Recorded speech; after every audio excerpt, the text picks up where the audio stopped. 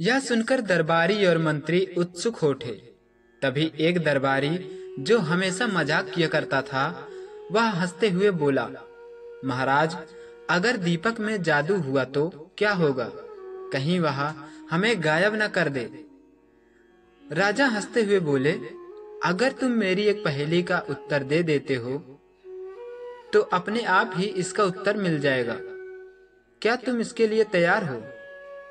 दरबारी ने चुनौती स्वीकार करते हुए कहा, बिल्कुल महाराज, आप अपनी पहेली बताइए, मैं तैयार हूं।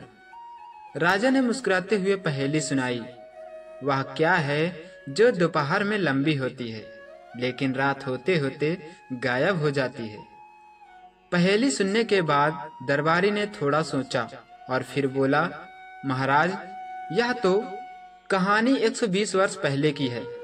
एक राज्य का नाम था विजयपुर, जहां राजा चतुर्विजय राज करते थे। राजा अपनी बुद्धिमत्ता और हंसमुख स्वभाव के लिए प्रसिद्ध थे। वे हमेशा अपनी प्रजा के सुख दुख में भाग लेते और लोगों के दिलों में एक खास स्थान रखते थे।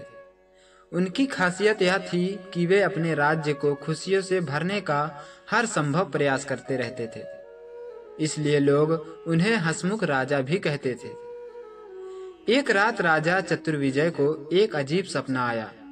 उस सपने में उन्होंने एक रहस्यमय दीपक देखा जिसमें अनंत शक्तियां छिपी थी।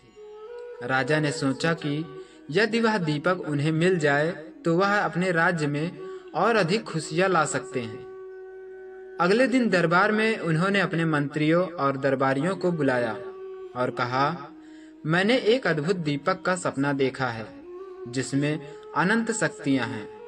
जो कोई भी मुझे इस दीपक की खोज में मदद करेगा उसे इनाम में अपार धन मिलेगा। यह सुनकर दरबारी और मंत्री उत्सुक हो उठे।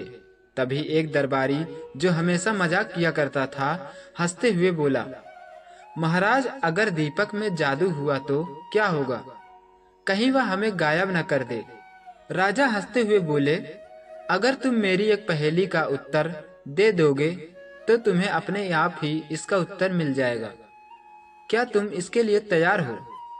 दरबारी ने चुनौती स्वीकार करते हुए कहा, बिल्कुल महाराज, आप अपनी पहेली बताइए, मैं तैयार हूं। राजा ने मुस्कुराते हुए पहेली सुनाई। वह क्या है जो दोपहर में लंबी होती है लेकिन रात होते होते गायब हो जाती है? पहेली सुनने के बाद दरबारी ने थोड़ा सोचा और फिर बोला, यह तो छाया है महाराज, जो दोपहर को लंबी होती है और रात होते होते गायब हो जाती है। राजा खुश हो गए और बोले, सही उत्तर। अब तुम जान गए कि दीपक हमें नुकसान नहीं पहुंचाएगा बल्कि हमें सच्चाई का मार्ग दिखाएगा। अगले दिन राजा ने अपने सबसे भरोसेमंद मंत्रियों को साथ लिया और उस रहस्यमय दीपक की खोज में निकल पड़े।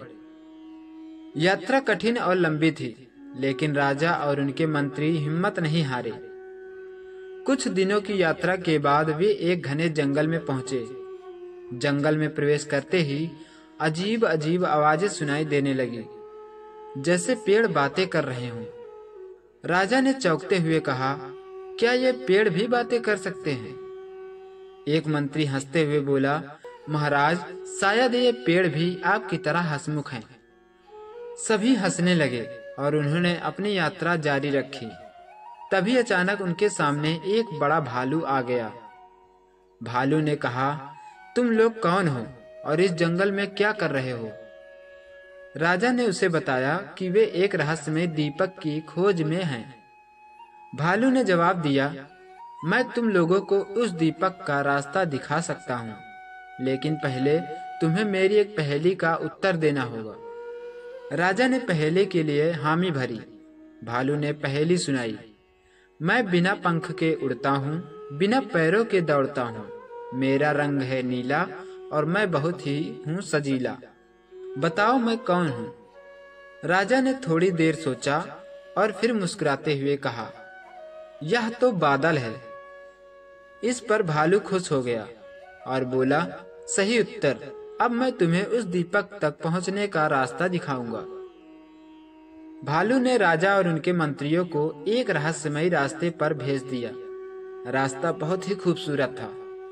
चारों ओर फूल खिले थे और पंछियों की चहचहाहट सुनाई दे रही थी।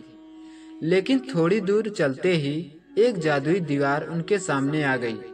दीवार पर लिखा था, जो हंसता है वही इस रास्ते से जा सकता है। राजा हंसते हुए बोले, हमारे पास हंसी की कमी ही नहीं है। राजा और उनके मंत्री जोर जोर से हंसने लगे। जैसे ही उनकी हंसी गूंजी, दीवार धीरे धीरे गायब हो गई और एक विशाल गुफा का रास्ता खुल गया। गुफा के अंदर एक अद्भुत दीपक रखा हुआ था। दीपक के चारों ओर एक चमकदार रोशनी फैली हुई थी। राजा ने दीपक को उठाने की कोशिश की, लेकिन तभी दीपक ने बोलना शुरू किया, पहले मुझे हंसाओ, तभी मैं तुम्हें अपनी शक्तियां दूंगा। राजा ने कुछ सोचा और फिर एक मजेदार कहानी सुनाने लगे। कहानी इतनी मजेदार थी कि दीपक जोर जोर से हंसने लगा। दीपक ने कहा, तुमने मुझे बहुत हंसाया, अब मैं तुम्हें अपनी शक्तियां दे दूंगा। राजा ने दीपक की शक्तियों का उपयोग करना शुरू किया।